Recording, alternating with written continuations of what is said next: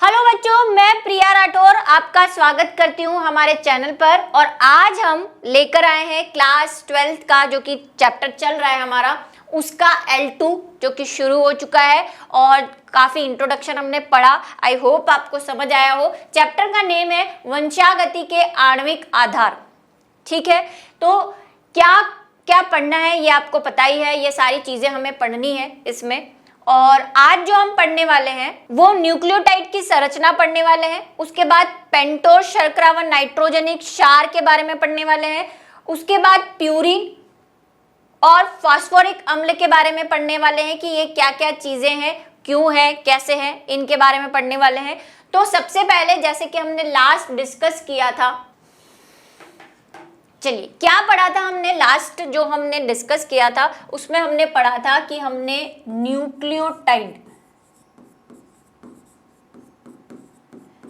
तक की बात कर ली थी कि जो हमारे न्यूक्लिक अम्ल है वो न्यूक्लियोटाइड की बहुत सारी यूनिट से मिलकर बने हुए हैं और इनमें कुछ बंध भी है। तो आज हम पहले उस यूनिट की बात करेंगे कि वो न्यूक्लियोटाइड जो इकाई हमने बोला जिसके बार बार रिपीटेशन से जो हमारा न्यूक्लिक अम्ल है वो बना है, वो क्या संरचना है। और ये हमने देखा था कि ये जो है बेसिकली तीन चीजों से बनी हुई है। एक तो है पेंटोस शर्करा या पेंटोस शर्करा प्लस नाइट्रोजन क्षार जिसको नाइट्रोजनिक क्षार भी कहते हैं, प्लस फॉस्फेट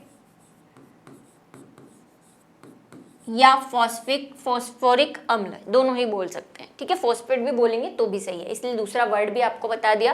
अब हमें पहले पेंटोस शर्करा के बारे में पढ़ना है, उसके बाद हम नाइट्रोजनिक क्षार क्या होते हैं वो पढ़ेंगे, और थर्ड हम फॉस्फेट ग्रुप क्या होते हैं, और फिर हम न्यूक्लियोटाइड बनाएंगे, और न्यूक्लियोटाइड के बाद हम न्यूक्लिक अम्ल बनाएंगे। यहाँ पे एक चीज मैं आपको समझाना चाहती हूँ कि ये पूरी जो यूनिट है वो न्यूक्लियोटाइड है, लेकिन अगर हम इन दो यूनिट्स को देखें तो उसे हम बोलते हैं न्यूक्लियोसाइड।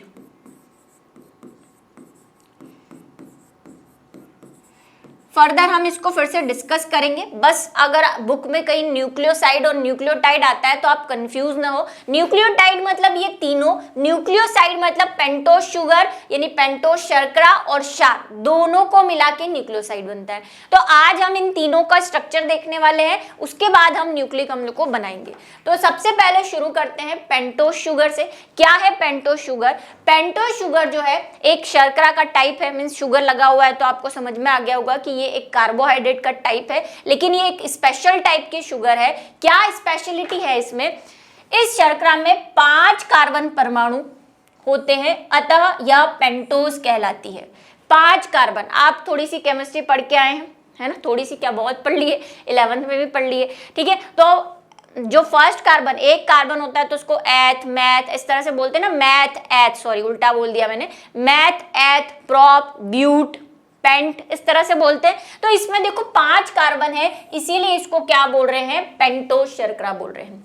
डीएनए की पेंटोस शर्करा डीऑक्सीराइबोस तथा आरएनए की शर्करा राइबोस प्रकार की होती है। ये क्या चीज है इसको हम अभी डिस्कस करने वाले हैं। पहले हम नॉर्मल शुगर की बात कर लेते हैं कि जिस शर्करा की हम बात कर रहे हैं पेंटोस शर्करा, वो 5 कार्बन से मिलकर बनी हुई है।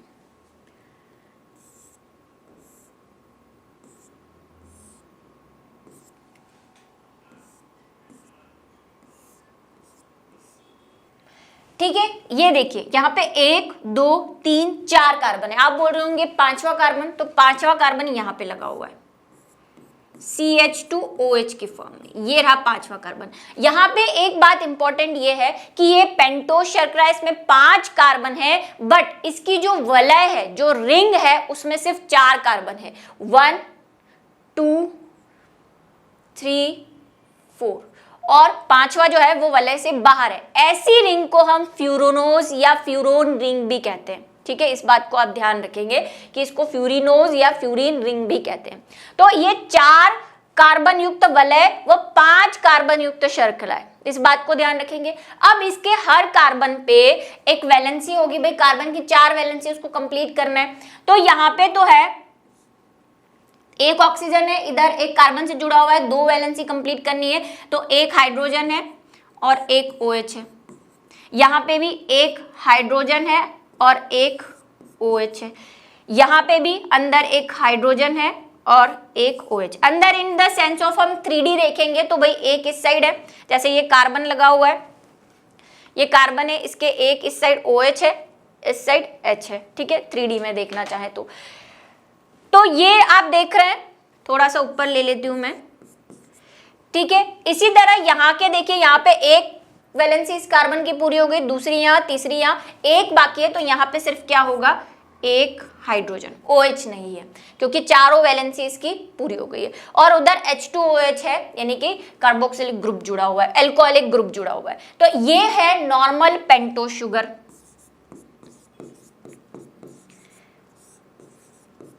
इसका स्ट्रक्चर, कई बच्चों के दिमाग में अगर ये सवाल आ रहा है कि क्या हमें याद रखना है, जरूरी 101% याद रखना है, कोई सॉल्यूशन नहीं है, ठीक है, ये याद रखना है। अब मैं आपको इसकी बहन में से मिलवाती हूँ।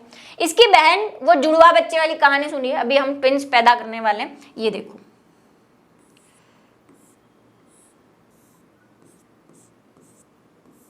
मैं आपको समझाने के लिए कार्बन कार्बन हर जगह लगा रही हूं, आप डायरेक्ट रिंग भी बना सकते हैं 5 वाले, ठीक है। तो ये हो गया, ये है, सेम आपको दिखाते हैं अभी।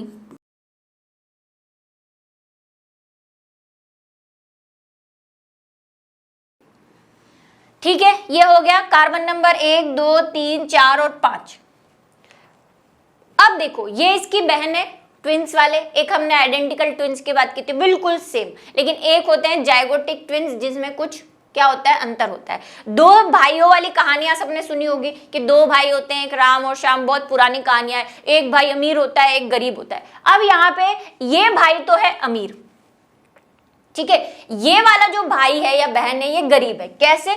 इसका आंसर यहाँ पे छुपा हुआ है कि इसके पास एक ऑक्सीजन, कौन से नंबर के कार्बन पे, सेकंड नंबर के कार्बन पे, सेकंड, ये 1 कार्बन, ये 2 कार्बन, सेकंड नंबर के कार्बन पे अगर आप देखें तो यहाँ पे इसके पास एक ऑक्सीजन की कमी है।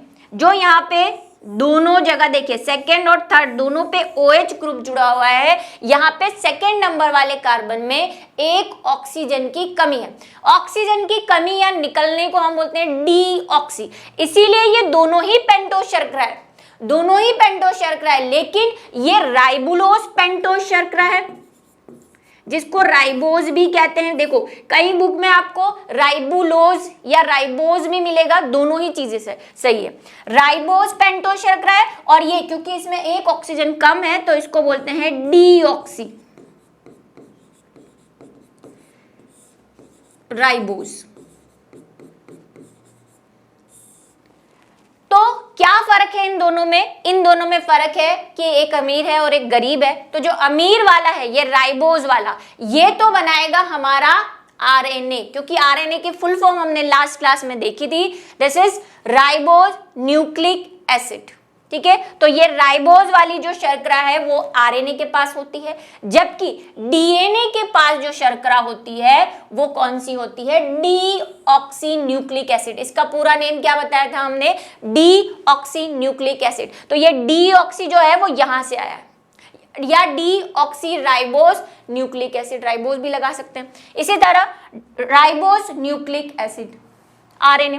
तो ये वाली शर्करा है जो वो आरएनए में मिलेगी, और ये वाली शर्करा जो है वो डीएनए में मिलेगी, क्योंकि हमें 2 न्यूक्लिक अम्ल पढ़ने हैं। देखो, एनसीईआरटी की अगर हम जहां तक बात करें, उसने डीएनए का स्ट्रक्चर शुरू कर दिया है ना, ऊपर तो हेडिंग डाल दी है डीएनए की संरचना, और बीच बीच में वो कहता जा रहा है, मतलब जब भी पेंटोस की बात आएगी वो कह देगा ये आरएनए में होता है, ये डीएनए में होता है। फिर प्यूरिन पिरामिड की बात आएगी, कह देगा ये आरएनए में होता है, ये डीएनए में होता है। हम कैसे पढ़ रहे हैं? हम न्यूक्लिक एसिड की संरचना पढ़ रहे हैं। अब न्यूक्लिक एसिड आपको पता है 2 तरह के होते हैं, दोनों एक समान है। आरएनए भी ऐसा ही है, डीएनए भी ऐसा ही है, दोनों ही न्यूक्लिक अम्ल है, दोनों ही न्यूक्लियोटाइड से मिलकर बने हैं, पॉलीन्यूक्लियोटाइड की श्रृंखला है दोनों ही, बस दोनों में कुछ कुछ डिफरेंस है। वो डिफरेंस हम जब जैसे लिखना होगा वैसे लिखेंगे। देखो, अगर हमें क्वेश्चन आया कि न्यूक्लिक अम्ल की संरचना लिखो, तो हमें वही लिखना पड़ेगा, न्यूक्लियोटाइड से बना होता है। इसमें पेंटोज शुगर, नाइट्रोजन बेस और फॉस्फोरिक अम्ल होते हैं। पेंटोज में फिर हम दोनों टाइप की शुगर के बारे में बताएंगे।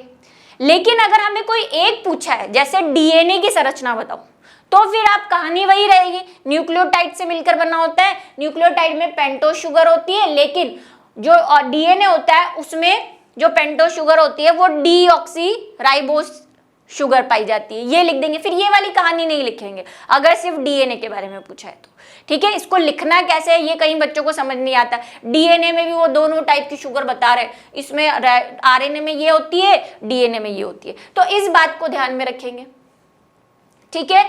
ये यहाँ पे आ गई है दरार, वो सीरियलों में दरार आती है ना, वैसी दरार है।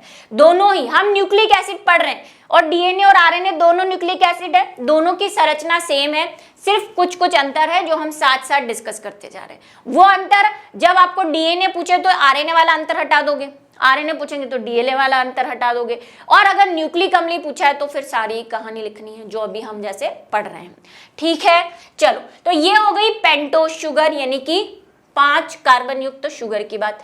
नेक्स्ट ले लेते हैं हम नाइट्रोजनी बेस, क्योंकि सेकेंड नंबर जो पोजीशन है हमारा बना रहा है न्यूक्लियोटाइड वो है नाइट्रोजन क्षार या नाइट्रोजनिक बेस या नाइट्रोजनस बेस, ठीक है। क्षारक इसीलिए कहा जाता है क्योंकि इनकी उपस्थिति किसी विलयन की पीएच बढ़ा देती है। देखो नाम में क्षार है, मतलब इसकी प्रकृति कैसी है, बेसिक।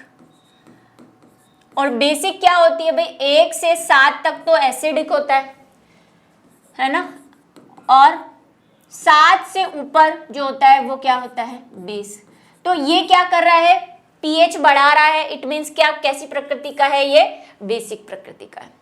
नाइट्रोजनिक क्षार चक्रीय यौगिक होते हैं। देखो एक नाम में इसके एक कहानी है कि ये नाइट्रोजन क्षार है, इट मींस किससे बने हुए हैं, कहीं ना कहीं इसमें नाइट्रोजन है।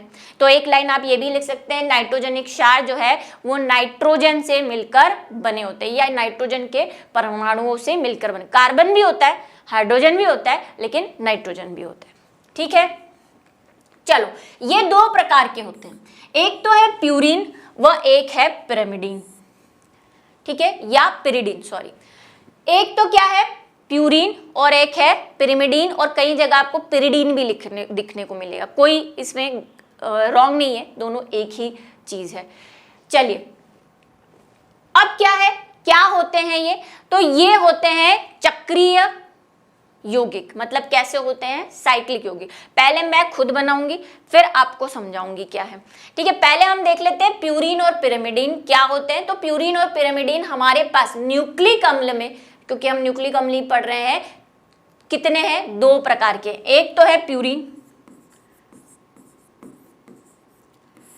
प्यूरिन जो है वो कौन कौन से हैं, एक है एडेनिन और एक है ग्वानिन। अब ये जो ग्वानिन है इसको ग्वानिनीन भी लिखा हुआ है कहीं, इसको ए से प्रदर्शित करते हैं, इसको जी से प्रदर्शित करते हैं। फिर बात आती है पिरिडीन की या पिरिमिडीन की।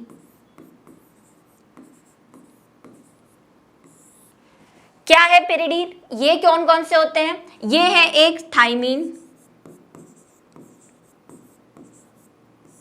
साइटोसिन,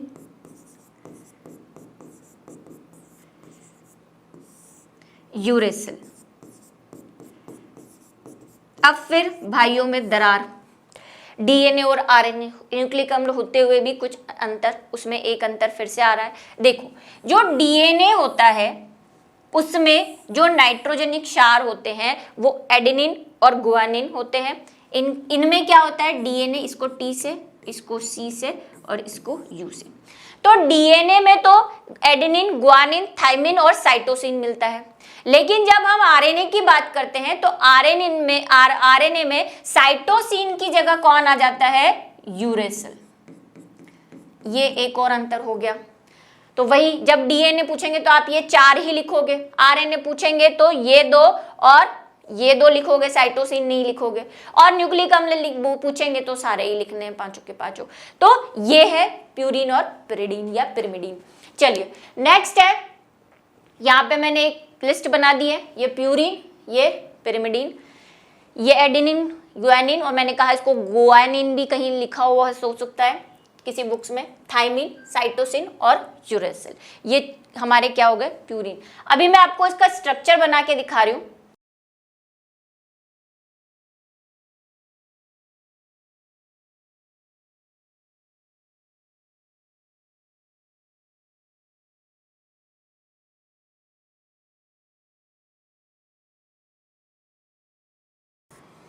ये क्या है, ये एक प्यूरिन है। चलिए, प्यूरिन है, यहां पे देखिए डबल बॉन्ड है इस जगह पर। अब आपको जो अंतर बताने वाली हूं उसके लिए आपको कार्बन नंबरिंग पता होनी चाहिए। कार्बन नंबरिंग क्या है भाई, इसमें जो कार्बन नंबरिंग है वो नाइट्रोजन से शुरू होती है, इस वाले नाइट्रोजन से। मैंने कहा ये नाइट्रोजन ही होगी कि देखो इसमें 3-4 नाइट्रोजन है, इसको देखते चलो, अभी अंतर भी लिखना है। 4 नाइट्रोजन है इसमें, ठीक है। और नंबरिंग आपको कहां से करनी है, यहां से। ये है 1, ये 2, ये 3, ये 4, ये 5, ये 6, ये 7, 8 और 9, ये प्यूरिन हो गया। अब पिरिडीन बनाते हैं।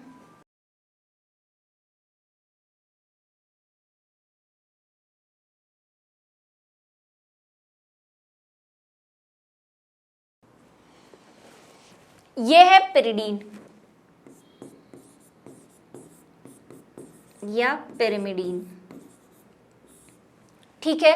अभी 4 होते हैं, हमको सिर्फ क्या करना है, आप कोई भी बना लो, सबके स्ट्रक्चर आपको याद नहीं करने हैं, फिर से बता दूं, एक एक का कोई याद कर लो, या तो एडेनिन का कर लो इधर से, और इधर कोई साइटोसिन, यूरेसिल, जो आपको इजीली, वैसे सिमिलर से हैं, ज्यादा फर्क नहीं है, लेकिन कोई भी आप याद कर सकते हो। जैसे मैंने यहाँ पे एडेनिन का बनाया है इधर, और इधर ये जो है ये पिरिमिडीन में शायद थाइमिन का है, साइटोसिन का है, ठीक है। तो ये बनाया है हमने। तो ये जो है, ये दोनों स्ट्रक्चर एक कर आपको याद रखने। यहाँ पे नंबरिंग कहाँ से शुरू हो रही है, यहाँ पे जो नंबरिंग है वो शुरू हो रही है 1, 2, 3, 4, 5, 6, ठीक है। 6 कार्बन है, अंदर कार्बन है और नाइट्रोजन भी है। नाइट्रोजन देखिए मैंने बना दिए हैं नाइट्रोजन, आप रिंग के अंदर भी इसको एडजस्ट कर सकते हैं जैसे हमने कार्बन एडजस्ट किए थे, लेकिन मुझे आपको दिखाना था तो मैंने रिंग के बाहर इसको बताया है। अब अंतर देखना है आपको। देखो, प्यूरिन जो होते हैं वो डबल रिंग्ड होते हैं, और पिरामिड जो होते हैं वो सिंगल, एक रिंग दिख रही है, एक वृत्तीय है, और ये डबल वृत्तीय यानी 2 वृत्तीय है। दूसरी चीज, ये भी विषम चक्रीय है और ये भी विषम चक्रीय। अब विषम चक्रीय का मतलब क्या होता है, विषम चक्रीय मतलब अगर पूरी रिंग एक ही तरह के परमाणु या अणु से बनी हुई हो, जैसे कार्बन कार्बन कार्बन, ठीक है, तो उसको बोलते हैं सम चक्रीय। जैसे ये देखो, यहाँ पे अगर सिर्फ कार्बन ही कार्बन है, सब जगह 6 के 6 जगह कार्बन है, तो इसको बोलते हैं समचक्रीय। और अगर कार्बन के अलावा कुछ बीच में डाल दिया जाए, मतलब चेरी ऑन द केक, है ना, केक है उसमें कलर ऐड कर दे ऊपर से, तो ऐसे को हम बोलते हैं विषम चक्रीय। तो ये दोनों कैसे हैं, विषम चक्रीय। अब बच्चों को पता है क्या कंफ्यूजन होता है, वो भूल जाते हैं कि प्यूरिन डबल रिंग होता है या पिरिमिडीन डबल रिंग होता है। देखो मैंने कैसे याद कर रखा है, मैंने प्यूरिन छोटा वर्ड है, जो छोटा होता है वो बड़े काम करता है, तो जो उल्टा याद करना है, जिसका नाम छोटा है उसकी रिंग बड़ी है, और जिसका नाम बड़ा है उसकी रिंग छोटी है। नाम बड़े और दर्शन खोटे, वो वाला हिसाब चल रहा है। जिसका नाम बड़ा, जिसकी बीवी मोटी, उसका भी बड़ा नाम है, लेकिन यहाँ पे बड़ा नाम नहीं है, छोटा नाम है। यहाँ पे क्या है, जिसका नाम बड़ा है उसकी एक ही रिंग है, सिंगल, और जिसका नाम छोटा है उसकी रिंग बड़ी है, यानी डबल वाली है, ठीक है। साथ में प्यूरिन की अभी आप खासियत पढ़ोगे, सारे एडवांटेज इसके पास है, जितना छोटा नाम है इसका एडवांटेज उतने ही इसके पास है। देखो एक और एडवांटेज, अभी हम अंतर पढ़ने वाले हैं वैसे, लेकिन एक और देख लो, यहाँ पे कितनी नाइट्रोजन है, 1, 2, 3, 4, इसके पास 4 नाइट्रोजन है। अब वो भी कंफ्यूजन हो किसके पास 4 है किसके पास नहीं है, तो बस सिंपल सा, नाम छोटा रिंग बड़ी नाइट्रोजन ज्यादा। इसके पास 2 ही है, 1 और 1, ये 2। कौन सी पोजीशन पे, ये भी आप ध्यान रखेंगे। देखो पहली पे, यहां से नंबरिंग दी है हमने इसको, पहला, दूसरे पे ऑक्सीजन है, वो भले ही आप याद नहीं रखो, तीसरे, पहले और तीसरे पे है। यहां पे देखो कहां कहां पे, पहले, तीसरे, 7वें, 9वें, उल्टा है ना। सारे नंबर कैसे हैं, पहले, तीसरे, सातवें, नवे विषम नंबर है सारे, ठीक है। तो उसके पास 4 है, एडवांटेज ज्यादा है, तो ये ज्यादा सक्रिय होगा। जो देखो यहाँ पे पेंटोज में भी एक बात मैं आपको बताती हूँ जो आपके शायद काम की हो। देखो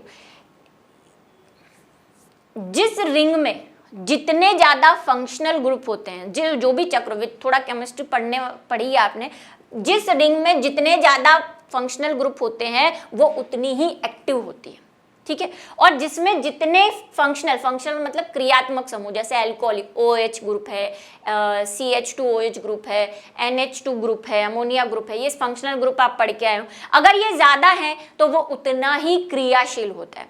अब आप यहाँ पे गौर से देखो, ये है डीऑक्सीराइबोज, ठीक है। डीएनए में यहाँ पे एक फंक्शनल ग्रुप कम है, सिर्फ हाइड्रोजन है, और इसके पास एक फंक्शनल ग्रुप ज्यादा है, इसीलिए डीएनए कम एक्टिव है। जब हमने आनुवांशिकता की बात की थी कि जेनेटिक मटेरियल किसको कहा जाता है, तो जेनेटिक मटेरियल की एक खासियत हमने कि उसमें स्थिरता होनी चाहिए, मतलब वो कम एक्टिव, स्थिरता का मतलब कब रहेगा स्थिर, जब वो एक्टिव कम होगा, तो एक्टिव कम होना चाहिए। तो इसीलिए यूनिवर्स में ज्यादातर जो आपको जेनेटिक मटेरियल अगर मिलेगा एनिमल्स में, तो वो डीएनए मिलेगा, क्योंकि इसमें स्टेबिलिटी है, स्थिरता है। क्यों स्थिरता है? क्योंकि इसके पास एक फंक्शनल ग्रुप कम है भाई, इधर इसके पास OH है एक ज्यादा, यहाँ पे तो OH है ही नहीं, हाइड्रोजन लगा हुआ है, तो OH कम होने की वजह से इसकी रिएक्टिविटी कम है, स्टेबिलिटी ज्यादा है, मोर स्टेबल है।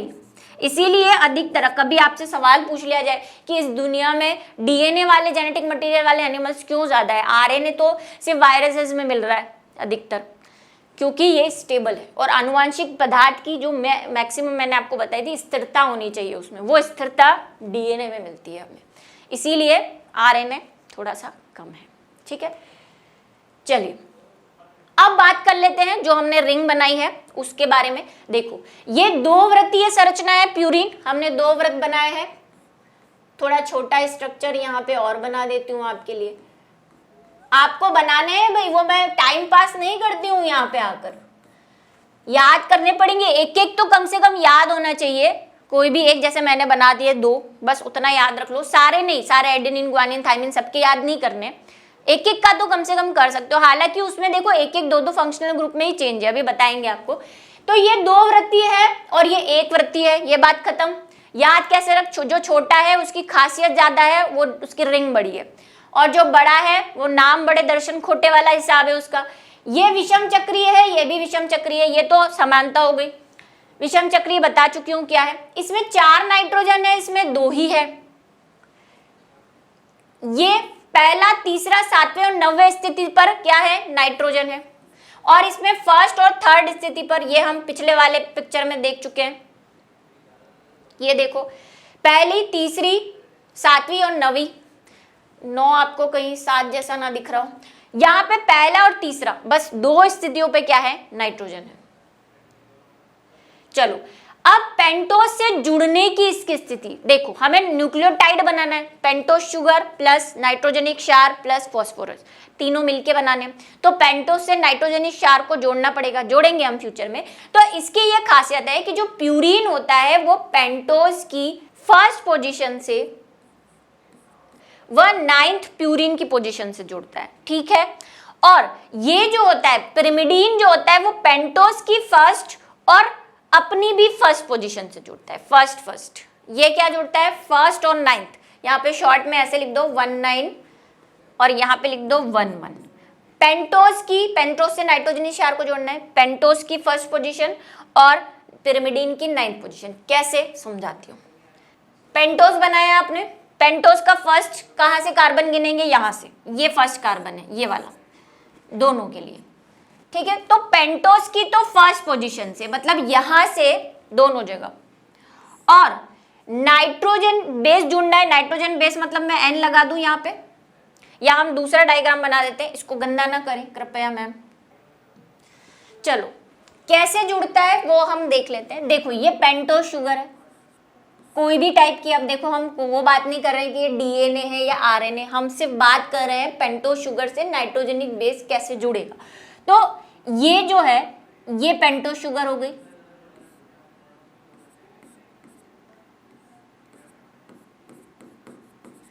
इसकी फर्स्ट पोजीशन, ठीक है। यहां से हमें नाइट्रोजनिक बेस को जोड़ना है, कोई वो नाइट्रोजनिक, चाहे वो एडेनिन हो, चाहे वो ग्वानिन हो, चाहे वो कैसा भी हो, ठीक है। अगर प्यूरिन की बात करते हैं तो प्यूरिन की बात कर रहे हैं तो इसकी फर्स्ट पोजीशन और जो नाइट्रोजनिक बेस है, अगर हम प्यूरिन की बात करें तो प्यूरिन कैसे बनाया हमने, प्यूरिन हमने कुछ ऐसे बनाया,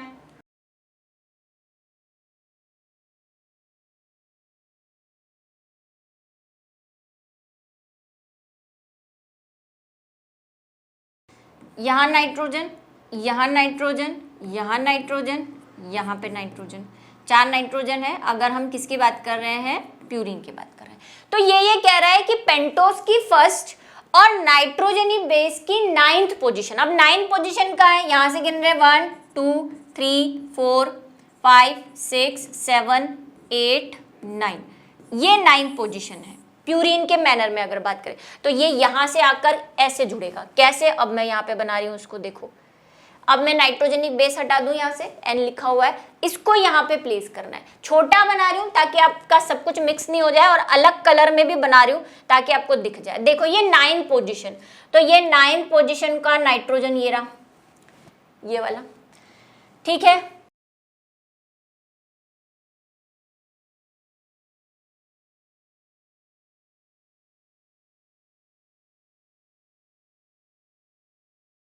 अभी आपको समझ में आया, इसको मैंने घुमा के बनाया है। देखो बुक में ऐसे बना हुआ है, समझ नहीं आएगा, इसीलिए हम ऐसे बनाते हैं। तो ये 9th पोजीशन है, अब मैंने इसको घुमा के यहाँ बनाया, देखो ये 9th पोजीशन यहाँ पे।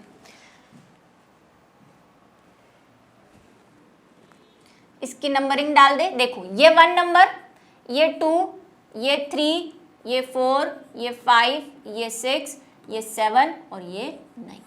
तो ये कह रहा है कि प्यूरिन जो है वो पेंटोस की तो फर्स्ट और नाइट्रोजनी बेस यानी कि जो प्यूरिन है उसकी 9th पोजीशन से जुड़ता है। ऐसे ही अगर हम पिरिमिडीन की बात करें तो पिरिमिडीन, अब आप समझ लोगे, दूसरा फिर से मुझे रामायण जपने की जरूरत नहीं है, देखो जरा, ठीक है। ये क्या कह रहा है कि फर्स्ट पेंटोस की, मतलब वही सेम पेंटोस की तो दोनों में फर्स्ट है, यहाँ पे भी फर्स्ट मतलब ये देखो, अभी मैं आपको जो वो वाला डायग्राम है वो बताते हैं। ये रहे प्यूरिन, प्यूरिन से आपको बता दिया, ये देखो ये रही इसकी 9th पोजीशन, ये वाली। यहां से ये किससे जुड़ रहा है, पेंटोस से जुड़ेगा। ये एडेनिन का मॉलिक्यूलर स्ट्रक्चर है, ठीक है, और ये हमने जो बनाया है वो है। यहाँ पे देखो इसमें फर्स्ट पोजीशन हमने ऐसे बनाया था, इसको ऐसे बनाया हुआ, इसकी कौन सी पोजीशन बोल रहा है वो, 9th पोजीशन, इसकी कौन सी पोजीशन बोल रहा है, फर्स्ट पोजीशन बोल रहा है, ठीक है। प्यूरिन की 9th, और इसमें तो फर्स्ट से फर्स्ट ही जुड़ेगा, मतलब सीधा सीधा आपको ऐसे जाके पेंटोस से जोड़ देना है, ठीक है।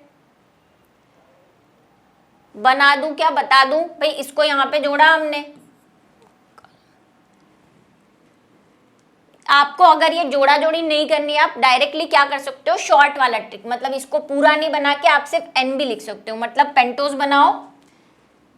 भाई इतना डिटेल में आपको नहीं जाना है, इतना ग्रेजुएशन में बनाते हैं हम, लेकिन आपको मुझे बस समझाना था, इसीलिए मैंने इतना मॉलिक्यूलर बेस पे बनाया है इसको। ये देखो यहाँ पे आप नाइट्रोजन दिखा दो, ये नाइट्रोजन को ये गोला बना दो, बस पेंटोस प्लस नाइट्रोजन, ये हो गया। इतना सा भी बता दोगे तो भी चलेगा, ठीक है। ऐसे ही क्या होगा, इसकी फर्स्ट और पिरिमिडीन की, इसकी फर्स्ट और पिरिमिडीन की भी फर्स्ट लेनी है, तो फर्स्ट पे ही हमारे नाइट्रोजन जुड़ा हुआ है, ये नाइट्रोजन ऐसा ही है, पिरिमिडीन तो छोटा ही है, फर्स्ट और थर्ड पे, सेकंड पे ऑक्सीजन, थर्ड पे फिर नाइट्रोजन है, उसके बाद फिर NH2 है, ये हो गया पिरिमिडीन, सिंपल सा। तो इस तरह से ये जुड़ते हैं दोनों। इसमें आपको जो अंतर है दोनों के वो याद रखने हैं, फर्स्ट और 9th और फर्स्ट और फर्स्ट। चलिए बनाएंगे, प्रैक्टिस करेंगे तो मॉलिक्यूलर वाला भी बना लेंगे। अब हम जो हमारा यहाँ पे स्ट्रक्चर है जो बुक में भी दे रखा है आपको, वो वाला देख लेते हैं। देखिए ये दोनों क्या है, ये तीनों क्या है, पिरिमिडीन है, और पिरिमिडीन में आप देख रहे हैं साइटोसिन, थाइमिन और यूरेसिल सेम है। देखो तीनों में ऐसा है, बस थोड़ा थोड़ा चेंज है, जैसे यहाँ पे NH2 है तो यहाँ पे CH3 आ गया, फिर यहाँ पे देखो कुछ भी नहीं है, सिर्फ एक नाइट्रोजन के साथ हाइड्रोजन जुड़ा हुआ है, सिर्फ इतना सा अंतर है। यह किसमें पाया जाएगा, यूरेसिल आरएनए में। ये प्यूरिन बड़े रिंग वाले, दो एडेनिन और ग्वानिन दो टाइप के हैं, ये एडेनिन और ये ग्वानिन, इसमें भी कोई चेंज नहीं है। इसमें देखो यहाँ एक ऑक्सीजन नहीं जुड़ा हुआ है, यहाँ पे डबल बॉन्ड से ऑक्सीजन है। ये बनाना जरूरी नहीं है, पर बनाओगे तो बोर्ड के हिसाब से अच्छा है। फिर आप चाहे वो ऐड करने वाला ना बनाओ, मतलब दोनों के मिलने वाला जो अभी मैंने बनाया वो चाहे बनाओ ना बनाओ, एक एक तो याद कर ही लो इसका। एक एडेनिन याद कर लो और एक इनमें से कोई जो आपको इजी लगे उसका याद कर लो। चलिए अब बात करते हैं फॉस्फोरिक अम्ल की, यानी कि फॉस्फेट ग्रुप की। फॉस्फोरिक अम्ल नाभिकीय अम्लों की अम्लीय प्रकृति हेतु उत्तरदायी होता है। क्या उत्तरदायी है, ये कैसे उत्तरदायी है कि ये क्या कराएगा, डीएनए में थोड़ी थोड़ी एसिडिटी यानी कि अम्लीय प्रकृति को बताता है। अब क्या होता है फॉस्फोरिक ग्रुप, तो फॉस्फोरिक ग्रुप का सिंपल सा फॉर्मूला है POH POH POH और डबल बॉन्ड O, H3PO4। ये है फॉस्फोरिक ग्रुप या फॉस्फोरिक एसिड या फॉस्फेट ग्रुप। ये क्या करेगा, पहले कौन जुड़ेंगे, पहले पेंटोज प्लस नाइट्रोजेनिक बेस, उसके बाद फॉस्फेट ग्रुप आकर जुड़ता है। ठीक है, तो ये है फॉस्फेटिक और सिंपल सा फॉर्मूला है, ये आपको याद रखना है। यही क्या करेगा, कहां जाके जुड़ेगा, पेंटोज शुगर नाइट्रोजेनिक बेस और उसके बाद उन दोनों के साथ कौन जुड़ जाता है, फॉस्फोरिक अम्ल, और फिर बनता है हमारा न्यूक्लियोटाइड। ठीक है, इसमें सिर्फ इतनी ही कहानी है, कोई ज्यादा इसमें झगड़े वाली बात नहीं है। तो आज हमने ये सारा डिस्कशन देखा कि क्या होते हैं प्यूरिन, क्या होते हैं पिरामिडीन। आज हम सिर्फ इतना ही पढ़ेंगे ताकि आप इसको अच्छे से क्या कर सकें, रिवाइज कर सकें कि कौन सी चीज़ जो है क्या है क्यों है। और इसी के साथ आज का हमारा जो लेक्चर है वो यहीं पे ख़त्म होता है, क्योंकि न्यूक्लियोटाइड की संरचना हमने पढ़ी है। अगले उसमें हम पढ़ेंगे कि न्यूक्लियोटाइड से पूरा न्यूक्लिक अम्ल कैसे बनता है, यानी कि वो मोतियों की माला कैसे बनती है, उसको डिस्कस करेंगे हम अगली क्लास में। तब तक के लिए इसको अच्छे से रिवाइज कीजिए, याद रखिए, खुश रहिए, मस्त रहिए।